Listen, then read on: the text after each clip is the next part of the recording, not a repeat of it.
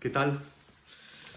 Seguimos con nuestro estudio guiado y orante del Catecismo de la Iglesia Católica bajo ese nombre, La fe de mi madre. Seguimos dentro de la primera parte del Catecismo, la profesión de fe, dentro de la primera sección, creo, creemos. Estamos dentro del capítulo segundo, Dios al encuentro del hombre, y concretamente en el artículo tercero, la Sagrada Escritura. ¿Qué números? Pues desde el 101 hasta el 141. En esta ocasión no vamos a dar 3 pasos, como en los artículos anteriores, sino que vamos a dar 5. Cristo, palabra única de la Sagrada Escritura; inspiración y verdad de la Sagrada Escritura; el Espíritu Santo, intérprete de la Sagrada Escritura; el canon de las Escrituras; y finalmente la Sagrada Escritura en la vida de la Iglesia. Comenzamos, como siempre, invocando al Espíritu Santo. Ven, ven, Espíritu Santo, ven por medio de la poderosa intercesión del Inmaculado Corazón de María, tu amadísima esposa. Ven. Como os decía en alguno de los vídeos anteriores, estamos todavía en unos artículos, en una parte del catecismo que es introductoria. Aunque esté dentro de la primera parte, la profesión de fe, es una parte introductoria, porque nos pone en disposición de entender todo lo que viene detrás, todo lo que viene después en esta magna obra que es el Catecismo de la Iglesia Católica. Si el día pasado hablábamos de qué es la tradición apostólica y cuál es la función que desempeña en el contexto de la revelación, hoy vamos a hablar de la Sagrada Escritura. Esa Sagrada Escritura a la que sirve la tradición viva de la Iglesia. Esa Sagrada Escritura que, de acuerdo con la tradición, los obispos, en comunión con el Papa, interpretan auténticamente, desarrollando esa función que llamamos magisterial o sencillamente el magisterio de la Iglesia. El primer número romano de este artículo se titula Cristo, palabra única de la Sagrada Escritura. Cristo es el Amén. Cristo es la única palabra que ha sido pronunciada desde la eternidad por el Padre. No en vano en Adviento cantamos en las vísperas ese himno: Jesucristo, palabra del Padre. Jesucristo, palabra del Padre. Me gusta mucho un texto de San Agustín que aparece citado en el número 102 del Catecismo. Recordad que es una misma palabra de Dios la que se extiende en todas las Escrituras, desde el Génesis hasta el Apocalipsis. Que es un mismo verbo, verbo con mayúscula, que resuena en la boca de todos los escritores sagrados. El que, siendo al comienzo Dios junto a Dios, no necesita sílabas, porque no está sometido al tiempo. Si tenemos que buscar el resumen de la Sagrada Escritura, este es una palabra, un nombre. El nombre que puede salvar. El único nombre que se nos ha dado en esta vida, en esta tierra, en este tiempo, que puede salvar. Jesucristo. Y esto es muy interesante porque, claro, comenzábamos el estudio del catecismo con eso de que el hombre es capax Dei, capaz de Dios, pero capaz de acuerdo con su limitación. El hombre tiene sed de Dios, puede llegar a conocer algunas verdades acerca de su existencia, acerca de su esencia, pero no puede llegar a entablar una relación personal con Él.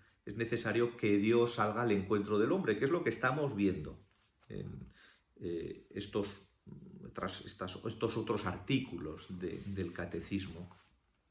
Y recuerdo que una filósofa española a la que he tratado mucho a través de sus escritos y que se llama María Zambrano, una católica de arriba abajo, aunque normalmente aparezca utilizada para otros fines, ella, hablando de su espiritualidad católica, confesionalmente católica, lo dice abiertamente, habla de la necesidad que tiene de un Dios con quien dialogar.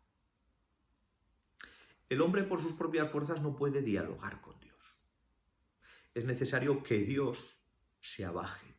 Y ese abajarse de Dios se realiza en la segunda persona de la Santísima Trinidad, que toma carne humana en el seno virginal de María por obra del Espíritu Santo.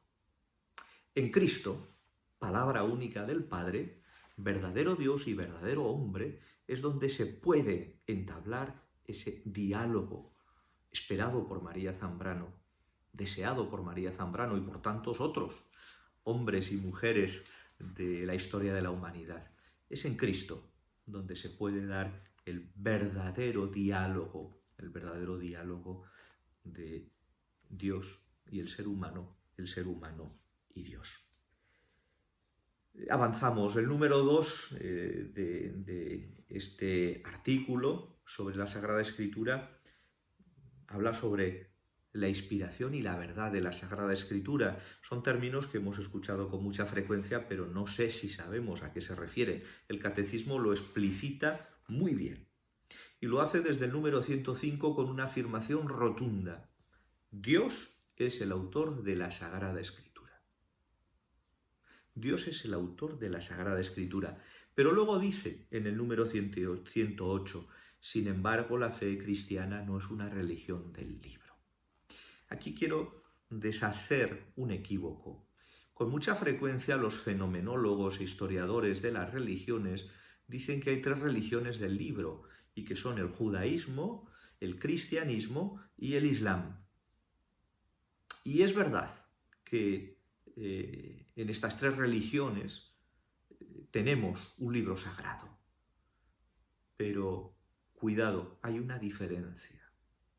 El Corán es un libro que Alá entrega al profeta Mahoma. Es un libro ya escrito y lo entrega. No hay ninguna evolución, ningún cambio, no hay. Es un libro entregado completamente, absolutamente confeccionado. Sin embargo, tanto en el judaísmo como en el cristianismo, este libro, que es la Sagrada Biblia, la Sagrada Escritura, y cuyo autor es Dios, ha sido escrito de una forma diversa. Dios ha inspirado a los autores humanos de los libros sagrados. Aquí está la diferencia. Dios no ha escrito con esas manos que no tiene la Biblia. Dios no ha dictado, aunque en alguna representación artística nos encontremos con un ángel dictando a un evangelista lo que tiene que poner por escrito en el Evangelio. No, Dios ha inspirado. Y aquí cita Dei Verbum 11. En la composición de los libros sagrados, Dios se valió de hombres elegidos. Sí, efectivamente, Dios elige a un hombre para que, usando todas sus facultades y talentos, compusieran los libros sagrados. De este modo, Dios, en ellos y por ellos, como verdaderos autores, pusieron por escrito todo y solo lo que Dios quería. Inspiración. Y luego verdad. La verdad de la Sagrada Escritura, ¿no? ¿Cuál es la verdad de la Sagrada Escritura? Pues es la verdad de Dios y además es una verdad definitiva. Pero cuidado, no son esas verdades contextuales propias de las ciencias experimentales, esas que nos dicen que existe una ley de la gravedad o que existen unas leyes de la termodinámica. No se trata de estas verdades.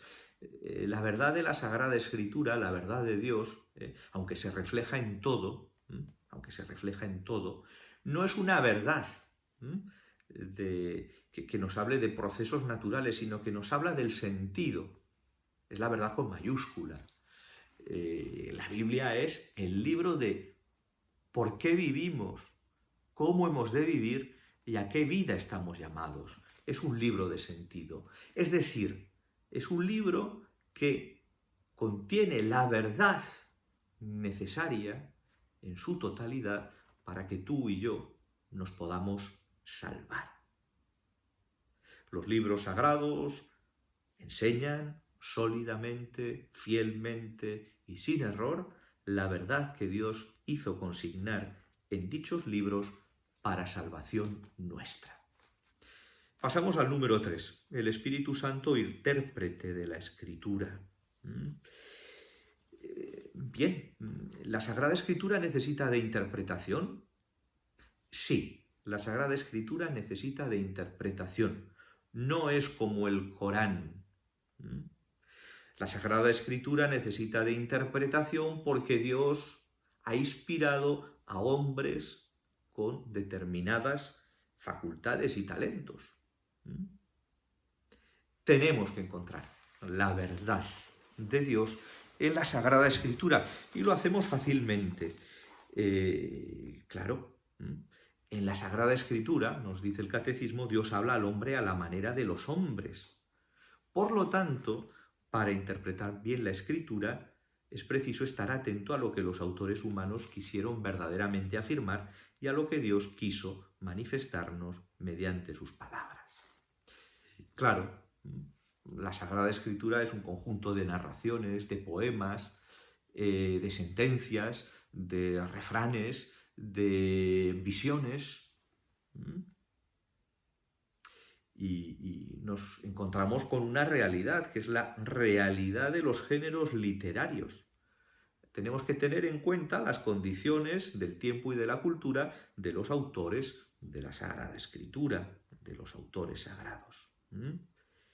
Pero claro, no nos referimos a una interpretación meramente filológica que es necesaria o exegética en el sentido de esa teología que a través del estudio de las palabras y de las condiciones quiere extraer las condiciones en las que se escribió la Sagrada Escritura. No nos referimos a esta interpretación, aunque es necesaria. Nos referimos a el principio fundamental de interpretación de la Sagrada Escritura. Sí, Dios es el autor de la Sagrada Escritura, Dios es quien nos interpreta la Escritura. Y recordemos la promesa de Jesucristo, conviene que yo me vaya para que venga a vosotros otro, Paráclito, que será quien os lo enseñe todo y os conduzca hasta la verdad. La interpretación se da por el Espíritu Santo. Y aquí vuelve a aparecer Dei Verbum. La Escritura se ha de leer e interpretar con el mismo espíritu con que fue escrita. De tal modo que cuanto más llenos estemos del Espíritu Santo, cuanto más llena esté la Iglesia de Espíritu Santo, con más integridad y mayor acierto llegaremos a la verdad quintesenciada de la Sagrada Escritura. El Concilio Vaticano II expresa 3 criterios para una interpretación de la Sagrada Escritura conforme al Espíritu que la inspiró. El primer principio es prestar gran atención al contenido y a la unidad de toda la Sagrada Escritura. O sea, no podemos quedarnos con un capítulo, con un versículo, aunque nos guste mucho. Somos discípulos de toda la Sagrada Escritura. Esto es lo que se ha llamado exégesis canónica. Un texto de la Sagrada Escritura se comenta con otro texto de la Sagrada Escritura. Una perícopa, que es así como llaman los especialistas a los fragmentos de la Biblia, se esclarece con relación a otra perícopa. El segundo de los principios o de los criterios para una interpretación recta es leer la Escritura en la tradición viva de toda la Iglesia. La Sagrada Escritura, decían los santos padres, los padres de la Iglesia, está más en el corazón de la Iglesia que en la materialidad de los libros escritos. La tradición viva de la Iglesia, la tradición apostólica. Nosotros no nos enfrentamos autónomamente con la Sagrada Escritura, sino que lo hacemos en iglesia, en comunidad, guiados por los pastores y además por una sucesión de pastores que no se ha visto interrumpida a lo largo de la historia. La tradición viva de la que hablábamos en el vídeo anterior. Y el tercero de estos criterios para la interpretación es la analogía de la fe. No voy a detenerme, no es la analogía de la que habla Santo Tomás de Aquino como modo de conocimiento y como modo de ser, sino se trata de entender la cohesión de las verdades de la fe entre sí y en el proyecto total de la revelación. Entender que la palabra de Dios es para que lleguemos al conocimiento de la verdad y nos salvemos. Sentido de la Escritura. Pues claro, pues la Sagrada Escritura tiene un sentido literal. Yo cojo la Biblia y leo, vamos a ver, que leo, pues,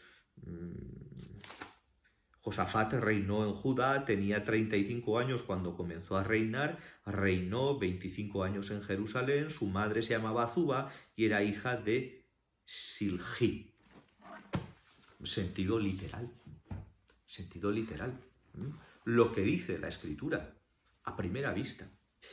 Pero existe otro sentido, que es el sentido espiritual, que el sentido espiritual es el que hace referencia a nuestro espíritu y al Espíritu de Dios. El sentido espiritual es lo que nos enseña el Espíritu Santo. Gracias a la unidad del designio de Dios, no solamente el texto de la Escritura, sino también las realidades y los acontecimientos de los que habla pueden ser, y de hecho son, signos. Dentro de este sentido espiritual encontramos tres modalidades. Lo que llamamos el sentido alegórico, el paso del Mar Rojo por parte del pueblo de Israel en la liberación de su liberación de la esclavitud de Egipto, es una alegoría de nuestro paso por el bautismo, de la esclavitud del pecado y de la muerte a un estado de nueva vida y de libertad como hijos de Dios. Los israelitas pasaron por el Mar Rojo, nosotros pasamos por las aguas del bautismo. Está también el sentido moral. Toda palabra contenida en la Sagrada Escritura se dirige a que tú y yo seamos más perfectos como nuestro Padre Celestial es perfecto, a que seamos santos. Y luego también se habla del sentido anagógico dentro del sentido espiritual. Y es que toda la Sagrada Escritura nos habla de un estado definitivo al que estamos llamados. Un estado de bienaventuranza eterna, sin mengua, en el cielo junto a Dios. Entramos en el punto número 4, el canon de las Escrituras. ¿Qué es esto del canon de las Escrituras? Pues que los libros de la Sagrada Escritura son los que son. Biblia es el plural de un término griego que es biblión, que significa libro. Biblia es conjunto de libros. ¿Pero cuántos libros? 46 en el Antiguo Testamento, 45 si se cuenta Jeremías y Lamentaciones como uno solo, y 27 para el Nuevo Testamento. Ni uno más, ni uno menos. ¿Y quién ha definido el canon de las Escrituras? Pues el canon de las Escrituras ha sido definido desde los primeros siglos de la vida de la Iglesia por la tradición viva, la tradición apostólica. Tenemos dos partes, el Antiguo Testamento y el Nuevo Testamento. Lo primero que quiero decir, tal y como aparece en los números 128, 129 y 130, es que el Antiguo y el Nuevo Testamento forman una unidad. No podemos despreciar el Antiguo Testamento. Algunos cristianos de los primeros siglos despreciaron el Antiguo Testamento. Esto es una herejía que está condenada por la Iglesia. El Antiguo Testamento es historia de tu familia y de la mía, del pueblo de Dios, de nuestro pueblo. Forma parte de la historia de la Iglesia. Es historia que revela a Dios, Dios que se revela en la historia. Es verdad que el Antiguo Testamento solamente podemos entenderlo con relación a Cristo, porque en Cristo encontramos, ya lo he dicho al principio, la palabra definitiva de Dios. Y por eso los evangelios, los 4 evangelios, o como dice el catecismo en el punto 127, el evangelio cuatriforme, es el corazón de todas las escrituras.